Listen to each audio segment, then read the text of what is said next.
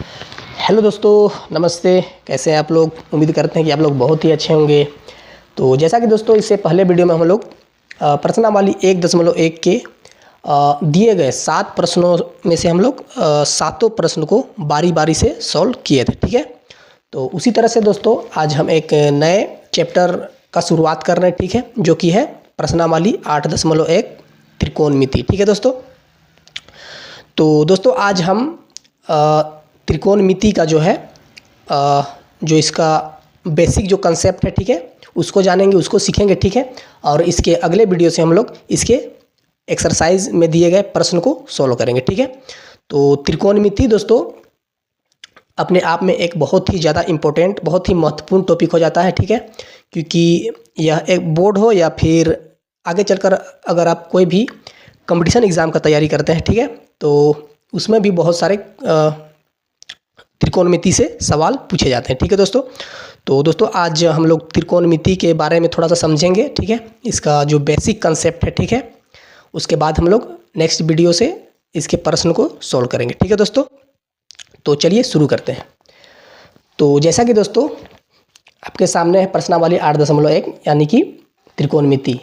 तो दोस्तों सबसे पहले हम जानेंगे कि आखिर त्रिकोणमिति होती क्या है। ठीक है, प्रश्न तो सभी सॉल्व करते हैं, ठीक है, लेकिन उसका मतलब क्या होता है, इसका यूज़ हम लोग कहाँ करते हैं। ठीक है, तो उसको आज हम लोग जानने का कोशिश करते हैं। ठीक है, तो दोस्तों ध्यान दीजिएगा, त्रिकोणमिति का यूज़, ठीक है, त्रिकोणमिति का यूज़ हम लोग किसी भी चीज़ का, ठीक है, किसी भी चीज़ का हाइट हो या फिर लंबाई या चौड़ाई हो, ठीक है, किसी भी चीज़ का लंबाई चौड़ाई को पता करने के लिए या फिर एंगल को पता करने के लिए त्रिकोणमिति का यूज़ करते हैं। ठीक है, जैसे कि दोस्तों बड़ी बड़ी जो इमारतें जो बनती हैं, ठीक है, जैसे बिल्डिंग्स जो बनते हैं, ठीक है, उसका जो हाइट कितना होगा, ठीक है, हाइट या फिर लंबाई चौड़ाई या फिर एंगल का जो है मतलब कि स्ट्रक्चर तैयार करने के लिए, ठीक है, त्रिकोणमिति का वहाँ भी यूज़ किया जाता है। ठीक है, तो दोस्तों अब आते हैं हम लोग अगले पॉइंट में। ठीक है, अब त्रिकोणमिति के दोस्तों कुछ रेशियो होते हैं, ठीक है, और उन्हीं रेशियो को हम लोग यानी कि अनुपात को हम लोग त्रिकोणमिति में पढ़ते हैं। ठीक है, तो दोस्तों त्रिकोणमिति के 6 रेशियो होते हैं, ठीक है, और उन्हीं 6 रेशियो को हम लोग त्रिकोणमिति में पढ़ते हैं। ठीक है, जैसे कि वो 6 रेशियो कौन कौन से हैं दोस्तों, उसको हम लोग यहाँ लिख देते हैं। ठीक है, वो रेशियो है दोस्तों, जैसे कि साइन, ठीक है, साइन हो गया, ठीक है दोस्तों, साइन, कोस और टेन, साइन कोस टेन, फिर हो गया दोस्तों आपका कोसेक, कोसेक, सेक, और एक हो गया कोट। ठीक है, कोट, ठीक है दोस्तों, साइन कोस टेन, ठीक है, फिर कोसेक सेक कोट। ठीक है, तो इसको आप लोग यहाँ हम लोग इसको थीटा डाल दें। ठीक है, इसको हम लोग बोलेंगे sine theta, cos theta, tan theta, ठीक है, कोसेक थीटा, सेक थीटा और ये कोट थीटा। ठीक है, अब दोस्तों ये जो 6 रेशियो है, ठीक है, साइन कोस टेन, इसको इस तरह से याद करना है, sign cos ten, sign cos ten, फिर कोसेक सेक, ठीक है, कोसेक सेक कोट। ठीक है, तो दोस्तों अब ये जो 6 रेशियो है, ठीक है, ये जो 6 रेशियो है, इन्हीं 6 रेशियो को हम लोग को त्रिकोणमिति में पढ़ना पड़ता है। ठीक है, अब दोस्तों ध्यान दीजिएगा, ये जो साइन है, ठीक है, ये जो साइन है, ठीक है, और ये कोसेक है, ठीक है,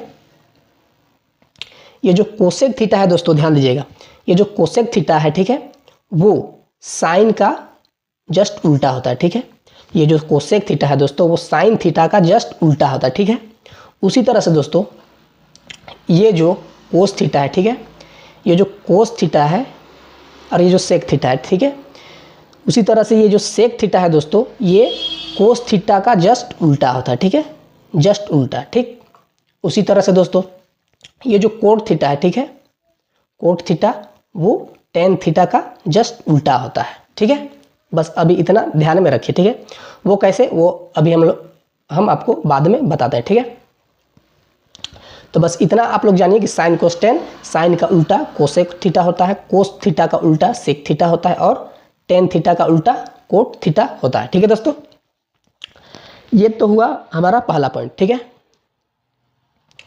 कि हम लोग त्रिकोणमिति में इसके 6 त्रिकोणमिति के 6 रेशियो को त्रिकोणमिति में पढ़ते हैं, ठीक है दोस्तों, ये तो हो गया रेशियो को, ठीक है। अब दोस्तों हमारा दूसरा पॉइंट ध्यान दीजिएगा कि त्रिकोणमिति में हम लोग एक ट्राइंगल के बारे में पढ़ते हैं, ठीक है, यानी कि एक त्रिभुज के बारे में पढ़ते हैं, ठीक है। और वो कौन सा त्रिभुज होता है दोस्तों, ध्यान दीजिएगा, हम लोग त्रिकोणमिति में दोस्तों एक राइट एंगल ट्राइंगल के बारे में पढ़ते हैं, ठीक है दोस्तों, यानी कि एक समकोण त्रिभुज के बारे में, ठीक है, समकोण त्रिभुज, ठीक है, समकोण त्रिभुज, ठीक है। यहाँ लिखते हैं हम लोग, जैसे कि हम आपके सामने बना दिए हैं यहाँ, ठीक है, यह एक समकोण त्रिभुज है, ठीक है, हम लोग लिख देते हैं यहाँ समकोण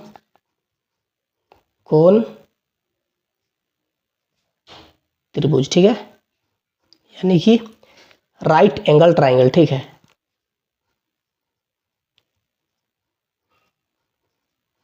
राइट एंगल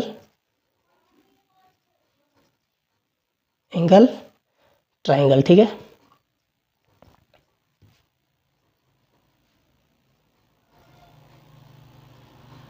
समकोण त्रिभुज, ठीक है दोस्तों, ध्यान दीजिएगा, यानी कि दोस्तों त्रिकोणमिति में हम लोग एक समकोण त्रिभुज यानी कि राइट एंगल ट्राइंगल के बारे में पढ़ते हैं, ठीक है।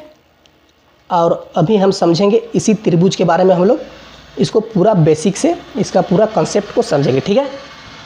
क्योंकि दोस्तों आज इस वीडियो को अगर आप लोग अच्छे से अगर देख लेते हैं, ठीक है, इस ट्राइंगल के बारे में अच्छे से समझ लेते हैं इसको, तो आपको जब हम लोग एक्सरसाइज का जब प्रश्न को जब हम लोग सोल्व करेंगे तो आपको ज़्यादा दिक्कतें नहीं आएंगी, ठीक है।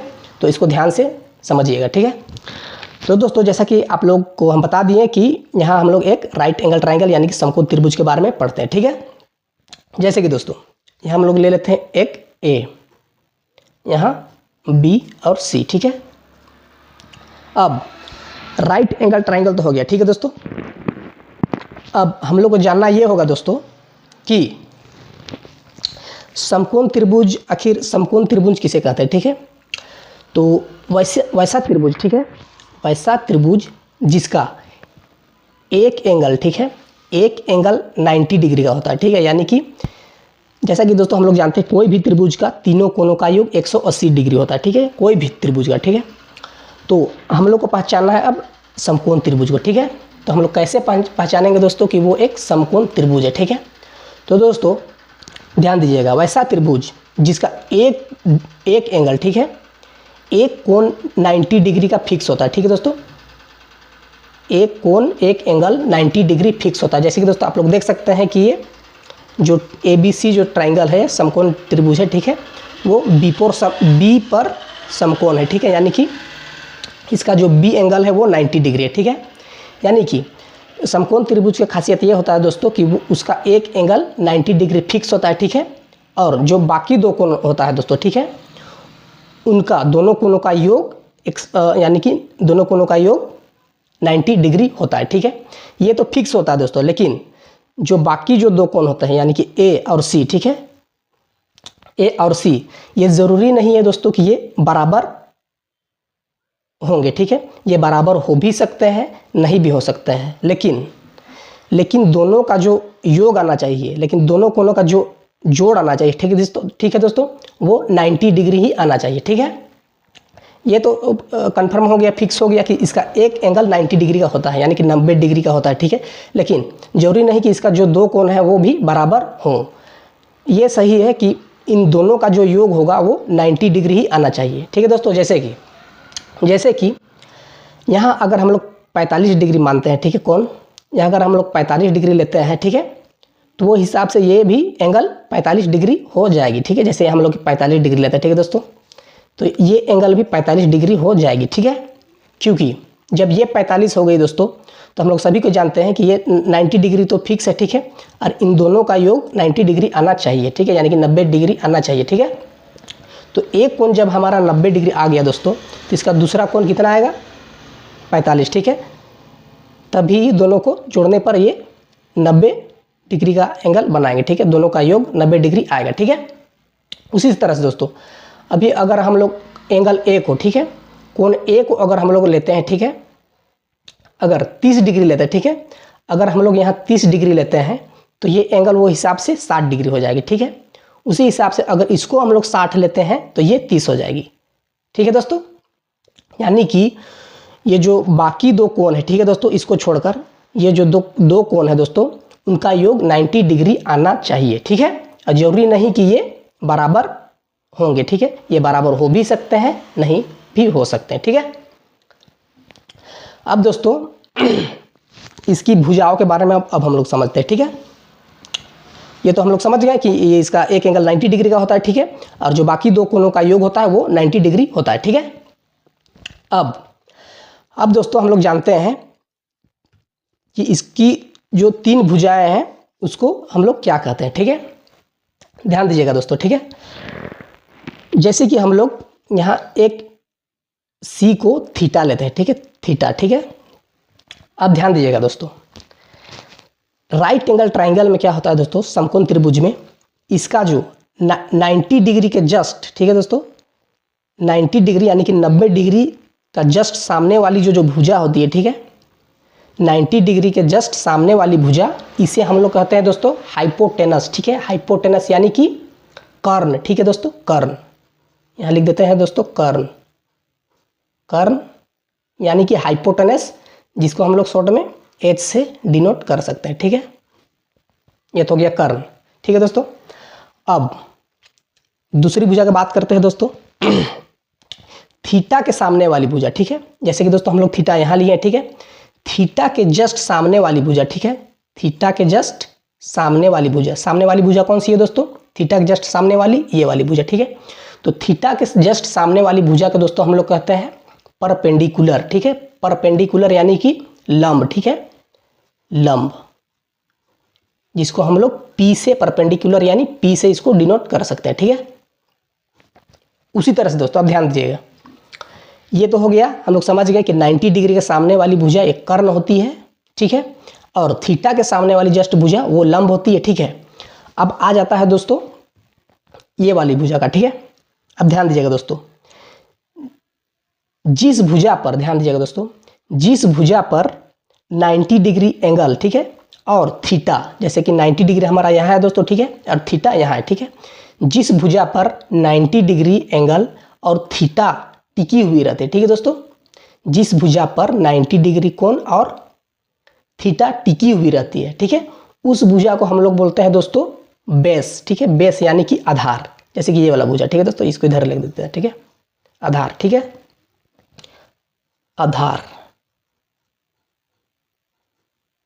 आधार यानी कि बेस, यानी कि जिसको हम लोग बी से डिनोट कर सकते हैं। ठीक है, बी। ठीक है, ये हो गया लंब, ये हो गया कर्ण, ये हो गया आधार। फिर से एक बार रिकॉल कर देते हैं दोस्तों। ठीक है, थीटा के जस्ट सामने वाली जो भुजा होगी वो एक लंब होगी। ठीक है, उसी तरह से 90 डिग्री कोण के जस्ट सामने वाली भुजा कर्ण होगी। ठीक है, और जो जिस भुजा पर थीटा और 90 डिग्री टिकी होगी उसको हम लोग आधार यानी कि बेस कहते हैं। ठीक है दोस्तों, यहाँ तक कोई दिक्कत, उम्मीद है कि कोई दिक्कत नहीं होगा। ठीक है, अब आते हैं हम लोग अगले पॉइंट पे। ठीक है, अब ध्यान दीजिएगा दोस्तों, ये तो हो गया। अब एक राइट एंगल ट्राइंगल यानी कि समकोण त्रिभुज में ध्यान दीजिएगा, जो सबसे बड़ी भुजा आता है। ठीक है दोस्तों, राइट एंगल ट्राइंगल में यानी कि समकोण त्रिभुज में जो सबसे बड़ी जो भुजा होती है दोस्तों, ठीक है, वो कर्ण होती है। ठीक है, कर्ण यानी कि हाइपोटेनस, ये वाली भुजा। ठीक है, और ये भुजा जो होती है दोस्तों हमेशा फिक्स रहती है। ठीक है, ये कभी नहीं बदलती है। कर्ण, कर्ण ध्यान दीजिएगा, हाइपोटेनस कभी नहीं बदलती है, ये फिक्स रहती है। ठीक है, हाँ, ये जो दो भुजाएं आप लोग देख रहे हैं, ठीक है, ये भले ही बदल सकते हैं। ठीक है, बदल सकते हैं, लेकिन ये हमेशा फिक्स रहती है। बदल सकते हैं कहने का मतलब दोस्तों अभी आप लोग को हम समझाते हैं। ठीक है, कि कैसे ये दोनों भुजाएं बदलती हैं। ठीक है, तो दोस्तों ध्यान दीजिएगा, जैसे कि तो हम लोग तो इतना तो समझ गए कि थीटा के सामने वाली लंब होती है भुजा, और 90 डिग्री के सामने वाली जो भुजा होती है वो कर्ण होती है, और जिस भुजा पर 90 डिग्री और थीटा टिकी होती है उसे हम लोग क्या बोलते हैं दोस्तों, बेस बोलते हैं, यानी कि आधार बोलते हैं। ठीक है, अब आते हैं दोस्तों हमारे अगले पॉइंट पे। ठीक है, अब ध्यान दीजिएगा दोस्तों, जैसे कि अभी हम लोग को बताएं, आप लोग को बताएं कि थीटा के सामने वाली जो भुजा होती है वो लंब होती है। ठीक है, तो थीटा तो यहाँ हम लोग अपने से लिए। ठीक है, तो क्या हम लोग थीटा यहाँ ले सकते हैं? ठीक है, ठीक है दोस्तों, अगर हम लोग थीटा को दोस्तों अगर यहाँ लेते हैं, ठीक है, थीटा को जैसे कि हम लोग यहाँ ले लिए, ठीक है, थीटा, ठीक है, तो क्या जैसे कि अभी हम आप लोग को बताएं कि थीटा के सामने वाली भुजा एक लंब होती है, तो वो हिसाब से दोस्तों अगर थीटा को अगर हम लोग यहाँ लेते हैं, ठीक है, तो वो हिसाब से इसकी सामने वाली भुजा ये बन रही है, ठीक है, यानी कि ये वो हिसाब से हमारा क्या हो जाएगा दोस्तों, लंब यानी कि परपेंडिकुलर हो जाएगा। ठीक है दोस्तों, जैसे कि दोस्तों हम लोग थीटा यहाँ ले गए थे, ठीक है, तो ये चीज़ तो कन्फर्म है दोस्तों, चाहे कोई भी कंडीशन हो, कोई भी स्थिति हो, इसको नोट डाउन करके लिख लीजिए अपने नोट कॉपी में, ठीक है, कि थीटा का जो सामने वाली जो भुजा होती है, ठीक है, वो एक लंब ही होगी, चाहे कोई भी कंडीशन में, चाहे थीटा को हम लोग यहाँ लें, ठीक है, या फिर थीटा को यहाँ लें, चाहे थीटा कहीं भी चले जाए दोस्तों, उसका जो सामने वाली जो भुजा आएगी वो एक लंब ही होगी। ठीक है, ये तो था पहला कंडीशन। और दूसरा कंडीशन क्या था दोस्तों, कि थीटा और 90 डिग्री एंगल, ठीक है, थीटा और 90 डिग्री का कोण जिस भुजा पर टिकी हुई रहती है वो आधार होती है। ये भी पॉइंट हमारा कन्फर्म है, ठीक है, किसी भी स्थिति में यानी किसी भी कंडीशन में, क्योंकि दोस्तों हम लोग थीटा यहाँ लिए अभी, ठीक है, थीटा यहाँ लिए दोस्तों, तो आप लोग देख सकते हैं कि 90 डिग्री का जो एंगल है, ठीक है दोस्तों, वो इस भुजा पर टिकी हुई है, ठीक है, और थीटा भी आप लोग देख सकते हैं कि इस भुजा पर टिकी हुई है। ठीक है, तो वो हिसाब से दोस्तों ये अब हमारा बेस हो जाएगा। ठीक है, ये अब हमारा आधार हो जाएगा। ठीक है, ये आधार हो जाएगा। ठीक है, आधार, आधार, ठीक है, और ये इस थीटा के सामने वाली भुजा यानी कि ये हो जाएगी परपेंडिकुलर। ठीक है दोस्तों, परपेंडिकुलर। ठीक है, ध्यान दीजिएगा इसको। तो दोस्तों एक बात आप लोग हमेशा दिमाग में नोट डाउन कर लीजिए या फिर अपने नोट कॉपी में इसको अच्छे से लिख लीजिए कि चाहे कोई भी कंडीशन हो, ठीक है, चाहे कोई भी स्थिति हो, ठीक है, इस चीज़ को आप लोग नोट डाउन कर लीजिएगा कि जैसे कि इसको नोट डाउन कर लीजिएगा दोस्तों नोट में कि थीटा के सामने वाली भुजा हमेशा एक लंब परपेंडिकुलर होगी किसी भी स्थिति में। ठीक है दोस्तों, और दूसरा कंडीशन हमारा है क्या है कि जिस भुजा पर थीटा और 90 डिग्री कोण टिकी हुई होगी वो भुजा हमेशा एक आधार यानी कि बेस होगी। ठीक है, ये चीज़ 100% सही है। ठीक है, तो इसको आप लोग नोटबुक में नोट कॉपी में अपने लिख लीजिएगा। ठीक है, तो दोस्तों जैसे कि थीटा हम लोग यहाँ लिए तो ये हो गया हमारा लंब। ठीक है, और थीटा और 90 डिग्री यहाँ टिकी हुई है। ठीक है, तो ये वो हिसाब से हो गया हमारा आधार। ठीक है दोस्तों, अब हम लोग थीटा को यहाँ लिए दोस्तों तो वो हिसाब से फिर से ये हमारा हो जाएगा परपेंडिकुलर यानी कि लंब। ठीक है, और आधार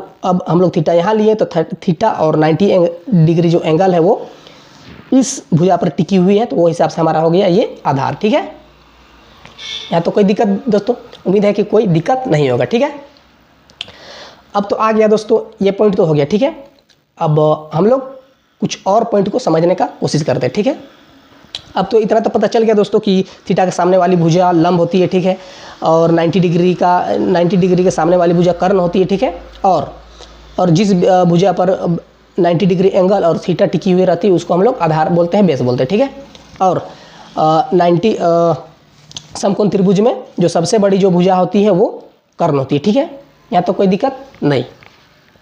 तो अब दोस्तों इसी को लेकर हम लोग यहाँ आते हैं। ठीक है, इसी ट्राइंगल को लेकर हम लोग अब यहाँ आते हैं। ठीक है, जैसे कि शुरू में ही हम आप लोगों को बताएं कि जो एक कोसेक होता है, ठीक है, कोसेक थीटा जो होती है वो साइन थीटा का उल्टा होता है। ठीक है, उसी तरह से जो सेक थीटा होता है वो कोस थीटा का उल्टा होता है। ठीक है, उसी तरह से कोट थीटा टेन का उल्टा होता है। ठीक है, तो अब हम लोग समझते हैं इसके रेशियो के बारे में। ठीक है, ध्यान दीजिएगा दोस्तों। अब ये साइन थीटा को देखते हैं हम लोग। ठीक है दोस्तों, साइन कोस टेन को देखते हैं पहले। ठीक है, फिर कोसेक सेक कोट को देखेंगे। ठीक है, तो जैसे कि उल्टा होती है दोस्तों, तो उल्टा कैसे होती है, ठीक है, उसको अभी हम लोग समझेंगे। ठीक है, जैसे कि दोस्तों यहाँ हम लोग लिखते हैं साइन थीटा। ठीक है, साइन थीटा। ठीक है, साइन थीटा, और यहाँ हम लोग लिखते हैं कोस थीटा। ठीक है, कोस थीटा, कोस थीटा और टेन थीटा। ठीक है, अब ध्यान दीजिएगा, ये जो साइन थीटा होती है दोस्तों, ठीक है, ये जो साइन थीटा होती है, ठीक है, वो साइन थीटा होती है परपेंडिकुलर अपॉन हाइपोटेनस, यानी कि कर्ण सॉरी लंब बटे में कर्ण, ठीक है, यानी कि P बाई एच होता है, ठीक है, P बटे में H, P बटे में H, यानी कि इसको हम लोग क्या बोल सकते हैं दोस्तों, लंब बटे में कर्ण, ठीक है। इसको हम लोग हिंदी में लिख देते हैं अभी, इधर लंब, इधर लिख देते हैं लंब, ठीक है, बटे में कर्ण, ठीक है।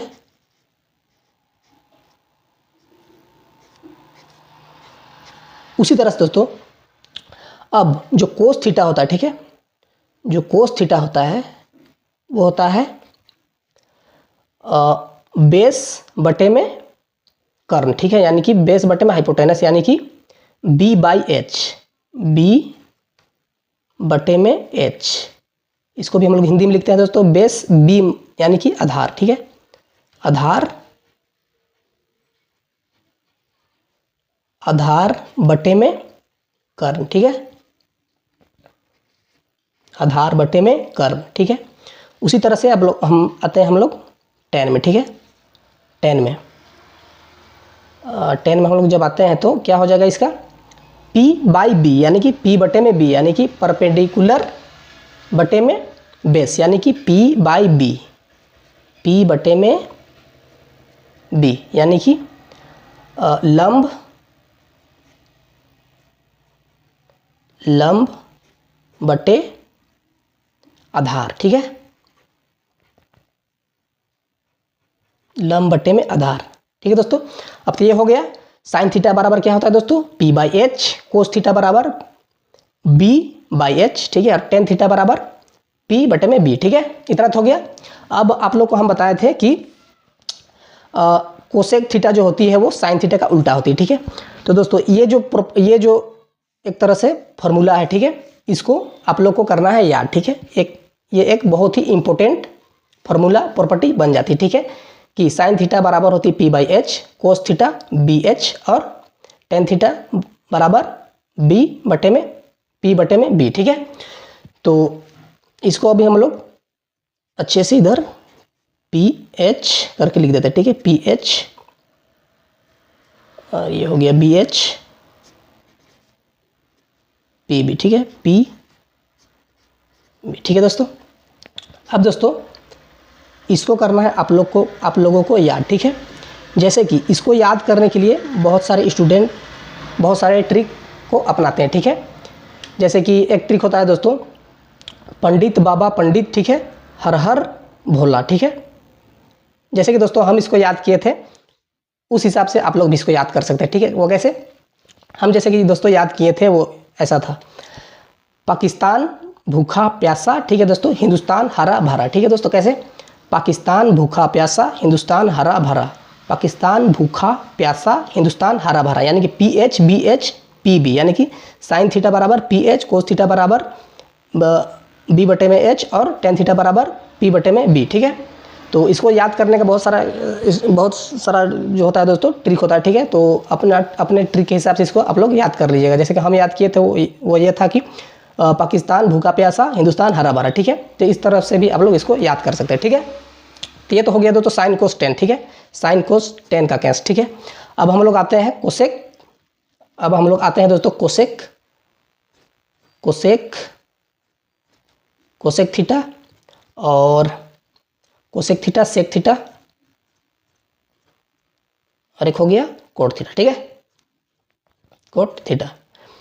अब दोस्तों जैसे कि शुरू में ही आप लोग को हम बताए थे कि जो ये कोस थीटा होती है, ठीक है, ये जो कोस थीटा जो होती है दोस्तों, ठीक है, वो साइन थीटा का जस्ट उल्टा होती है, ठीक है दोस्तों। वो कैसे, उल्टा कहने का मतलब दोस्तों ये जस्ट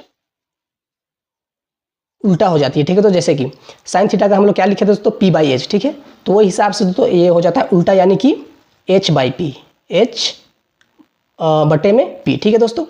उसी तरह से कोस थीटा का हम लोग लिखे थे दोस्तों B बटे में H, ठीक है, B बटे में H कोस थीटा, ठीक है।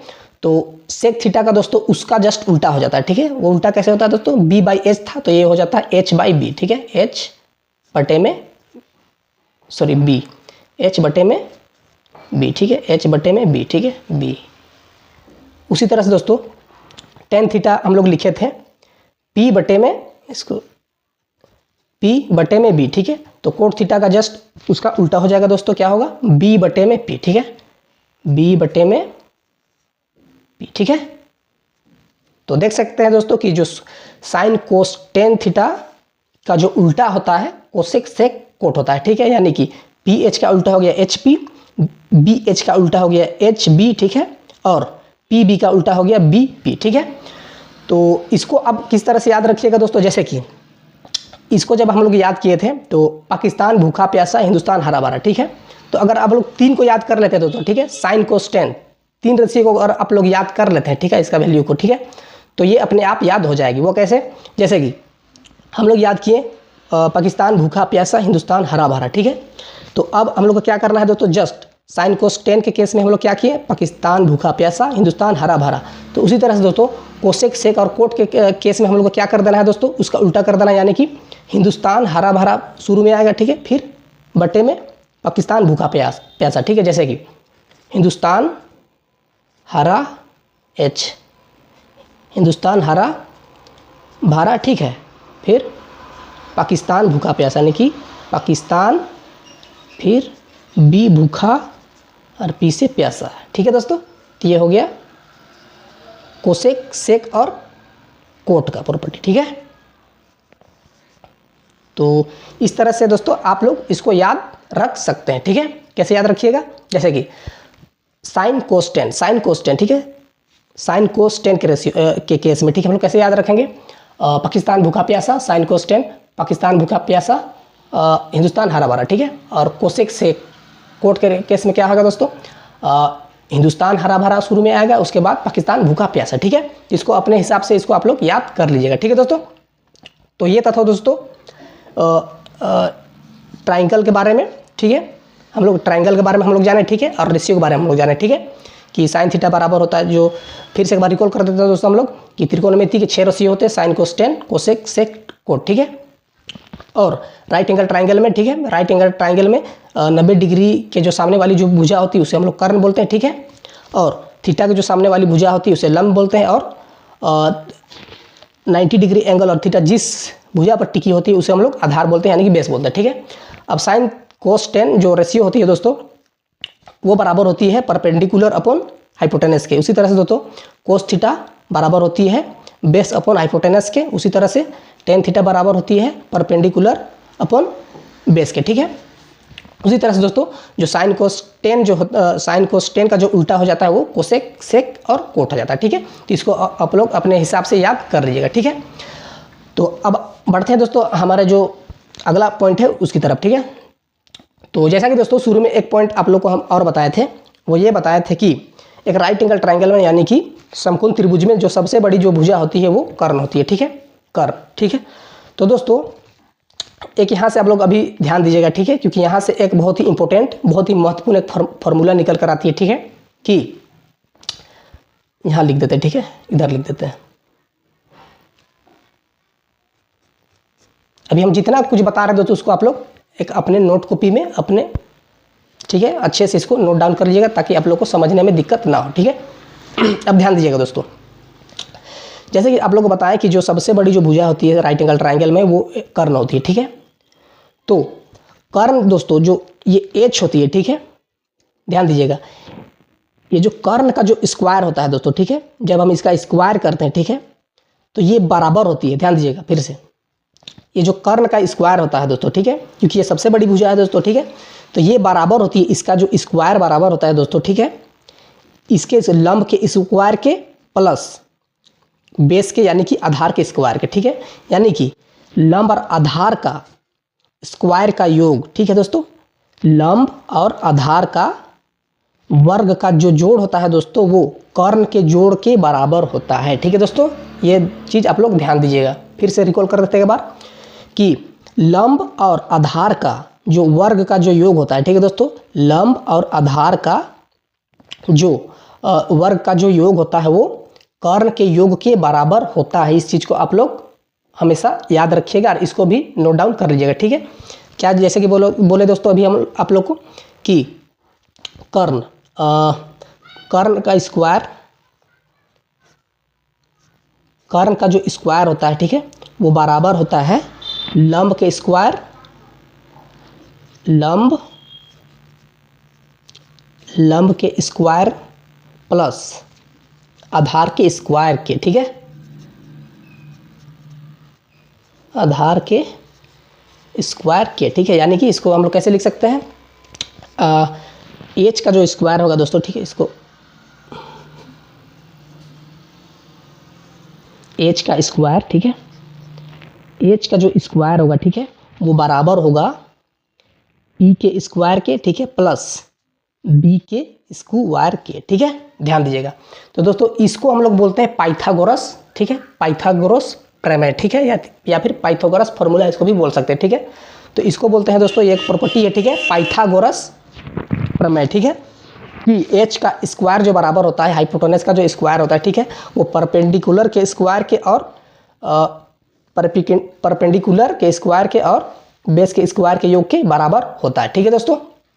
अब ध्यान दीजिएगा, जैसे कि दोस्तों अब इसको हम लोग कैसे निकालते थे, जैसे कि यहाँ जब एक राइट एंगल ट्राइंगल दे दिया जाएगा प्रश्न में, ठीक है दोस्तों, राइट एंगल ट्राइंगल दे दिया जाएगा, ठीक है, प्रश्न में, और आपसे पूछा ये जाता है कि इसके आधार पर पूछा आपसे ये जाता है कि जैसे कि आपको दे देगा लंब का दे देगा, ठीक है, लंब का मान दे देगा, ठीक है, और इस भुजा का मान दे देगा, ठीक है, और आपसे प्रश्न में पूछेगा कर्ण, ये वाली भुजा का मान पूछेगा कि कर्ण का भुजा इसका मान कितना होगा, ठीक है। तो इस प्रॉपर्टी के द्वारा दोस्तों, इस प्रमेय के द्वारा, इस फॉर्मूला से हम लोग इस भुजा का मान निकालते हैं, ठीक है। जैसे कि इतना तो हम लोग जान गए दोस्तों कि एच स्क्वायर जो होता है वो बराबर होता है पी स्क्वायर और बी स्क्वायर, ठीक है। तो जैसे कि दोस्तों अब जैसे कि हम लोग को एच स्क्वायर, जैसे ये वाली भुजा निकालना हो गया, ठीक है, यानी कि कर्ण निकालना हो गया, ठीक है। तो वो कैसे निकालेंगे, जैसे कि ध्यान दीजिएगा, जैसे कि एच स्क्वायर बराबर होता है दोस्तों P square plus B square के, ठीक है। अब जैसे कि दोस्तों हम लोग को एच स्क्वायर निकालना है, ठीक है, जैसे कि एच ये वाली भुजा, तो जब हम लोग एच निकालेंगे दोस्तों, ठीक है, ठीक है, क्योंकि तो ये तो स्क्वायर में है दोस्तों, जब स्क्वायर को हम लोग उधर भेज देंगे, ठीक है, स्क्वायर को जब हटाएंगे, ठीक है, जब हम लोग स्क्वायर को हटाएंगे दोस्तों, तो बराबर के उस साइड जो संख्या है या फिर जो बराबर के उस साइड जो वैल्यू दी गई है उसमें रूट चढ़ जाता है, ठीक है दोस्तों, यही स्क्वायर का नियम होता है। तो P square plus B square, ठीक है। अब जैसे कि रूट को हम लोग स्क्वायर को जब हम लोग हटा दिए दोस्तों, तो ये इसमें रूट लग जाएगा, ठीक है। तो ये आप लोग देख सकते हैं दोस्तों कि जो एच निकालने का जो फॉर्मूला होता है, एच ये वाली भुजा निकालने का, वो क्या होता है, एच बराबर under root P square plus B square, ठीक है। उसी तरह से दोस्तों ये तो हो गया पहला एच निकालने का, ठीक है। अब उसी तरह से जब हम लोग को निकालने के लिए बोला जाए दोस्तों, जैसे कि बेस यानी कि आधार हम लोग को निकालना हो गया, ठीक है, बी, जैसे कि दोस्तों बी अगर हम लोग निकालेंगे, ठीक है, बी, ठीक है, तो हम लोग को ये चीज़ निकालना है, ठीक है। तो बी निकालना है दोस्तों, ठीक है, तो क्या होगा, बी जब हम लोग को निकालना है तो पी को अगर हम लोग इधर भेजे बराबर के उस साइड अगर भेजेंगे तो ये क्या हो जाएगा दोस्तों, एच स्क्वायर,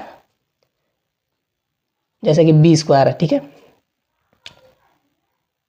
सॉरी इसको बी स्क्वायर नहीं लिखते, ठीक है, जैसे बी निकालना हो गया, ठीक है, बी जैसे कि निकालना हो गया दोस्तों, ठीक है, तो एच के स्क्वायर में से पी का स्क्वायर अगर हम लोग घटा देंगे तो बी का स्क्वायर हम लोग को मिल जाएगा, ठीक है, बी का मान मिल जाएगा। तो जैसे कि दोस्तों बी का हम लोग को मान निकालना है, ठीक है, तो एच स्क्वायर में से हम लोग एच स्क्वायर में से इस पी को घटा देंगे, ठीक है, क्योंकि दोस्तों ये बराबर है, ठीक है। इस पी को अगर हम लोग इधर भेजते हैं, आप लोग जानते हैं कि बराबर के उस साइड अगर कोई संख्या जाती है तो उसका साइन बदल जाता है, तो ये प्लस में है दोस्तों, तो ये बराबर के इधर आएगी तो ये माइनस हो जाएगी, ठीक है, यानी कि एच स्क्वायर में से पी स्क्वायर हम लोग को घटा देना है तो हम लोग को बी मिला। लेकिन दोस्तों अब ध्यान दीजिएगा, ये संख्या स्क्वायर में थी, ठीक है।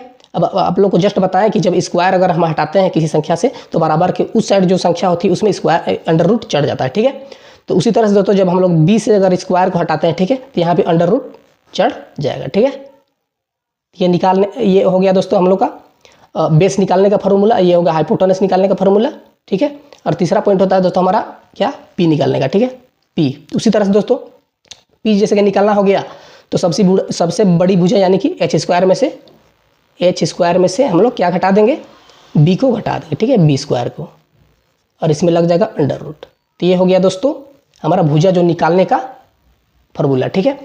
तो कैसे करेंगे दोस्तों, एच जैसे कि हम लोग को निकालना हो गया तो क्या करेंगे, under root P square plus B square कर देंगे, ठीक है, इस प्रॉपर्टी से, ठीक है। और बी जब हम लोग को जब आधार निकालना हो, ठीक है, तो क्या करेंगे, सबसे बड़ी भुजा यानी कि एच स्क्वायर में से पी का स्क्वायर घटा देंगे। उसी तरह से दोस्तों जब हम लोग को परपेंडिकुलर यानी कि लंब निकालना हो तो सबसे बड़ी भुजा एच स्क्वायर में से बी का स्क्वायर घटा देंगे, ठीक है। यानी कि दोस्तों इतना तो हम लोग जान गए कि एच स्क्वायर जो हाइपोटेनस जो होती है, ठीक है, जो हाइपोटेनस होता है वो परपेंडिकुलर और बेस के स्क्वायर के योग के बराबर होता है, ठीक है। लेकिन जब हम लोग को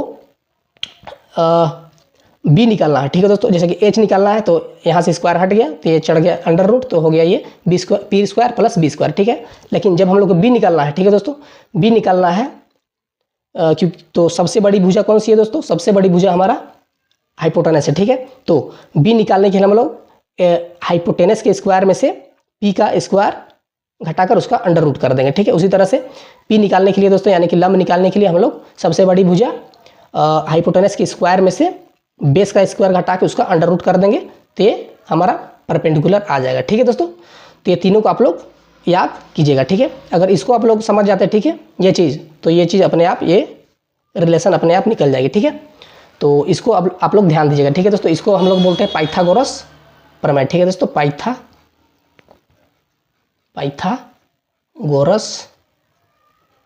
पाइथागोरस प्रमेय, ठीक है, ध्यान दीजिएगा।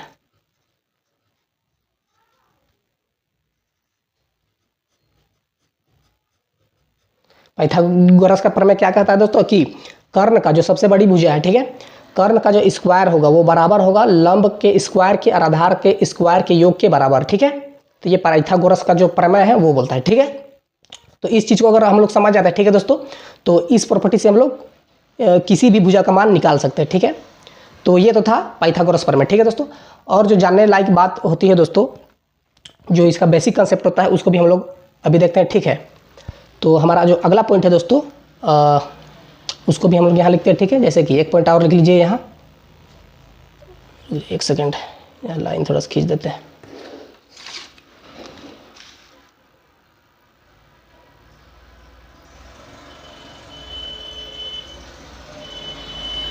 आप ध्यान दीजिएगा दोस्तों, एक और पॉइंट, ठीक है।